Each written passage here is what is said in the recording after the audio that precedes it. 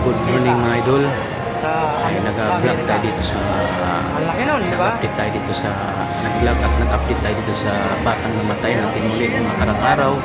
Dito lang po malapit sa Ano ating niya, parang display nila Jimitihan parang na pisa nila. building sa likod lang po ng Ano sa LTO sa Eskinita, Pugoso Street, Santa Cruz, Manila mga idol.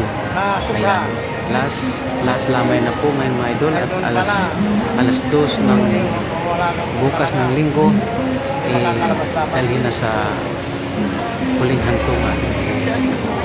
Nawawa itong bata dito mga idol, tinuli sa mga picking ng doktor doon sa Tondo, Manila. Yan.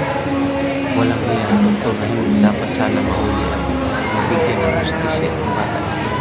Itong bata ay mga idol at magaling sumayaw. May grupo ito, magandlaman ako sa bata. Magaling sumayaw ito at laging mag-aral matalino dito sa Padre Tumis.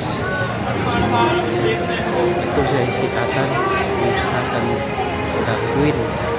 Atan Dagwin, itong bata nito na lagi kong nakikita dito sa aking posting na lagi nagpa-practice. Ayan mga idol, yan lang ang update natin mga idol. Pakisupport sa aking YouTube channel Jerry Bantina Vlog. Ayan, paki-like, paki-share at paki-pindot sa notification bell para ma-notify ang ating video na ina-upload sa ating channel. God bless you all. Thank you.